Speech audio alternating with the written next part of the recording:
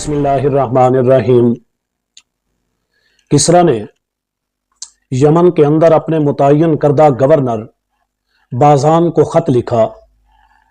हज्जाज के अंदर जिसने नबूवत का दावा किया है, दो कवि जवान भेजे और उनके पास हुक्मनामा भेजे। वो दोनों जाकर उसे पकड़कर मेरे सामने ईरान के अंदर पेश करें। किसरा के हुक्म के मुताबिक बाज़ान ने अपने मजबूत तरीन लोगों को रसूलुल्लाह सल्लल्लाहु अलैहि वसल्लम की गिरफ्तारी के लिए रवाना किया।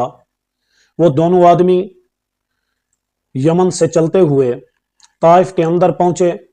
ताइफ में उन्होंने मक्का के ताजरों से मुलाकात की, हजूर अलैहिस्सलातु वस्सलाम के बारे में मुकम्मल मालूमात हासिल की और उसके बाद उन्हें इल्म हुआ कि अब आप मक्का के अंदर नहीं बल्कि हिजरत करके मदीनातुल मुनव्वरा में चले गए। इसी अंदाज में वो भी मदीना की तरफ चल पड़े। मक्के के ताजरों ने फौरन इस बात को मक्का के मुशरिकीन काफिर सरदारों के पास पहुंचाया और वहां जश्न मनाया गया, खुशी मनाई गई कि अब मामला मोहम्मद और किसरा के दरमियान में आ गया।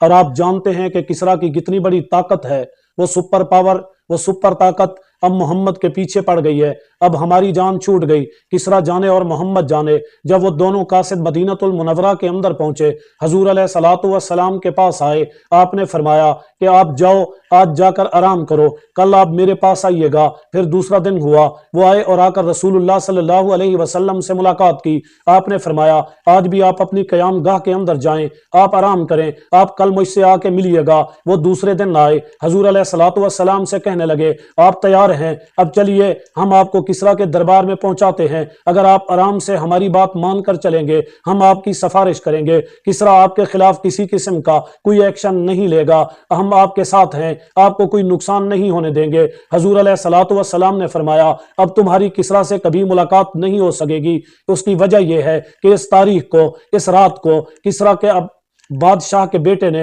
अपने बाप को कत्ल कर दिया और वो खुद हाकिम वक्त बना और वो हुक्मरान बनकर अब किसरा की जगह पर बैठ गया। जिसने तुम्हें ऑर्डर दिया था, जिसने मेरे खत को फाड़ा था, जिसने बाज़ान को खत लिखा था, अब वो इस दुनिया में नहीं रहा।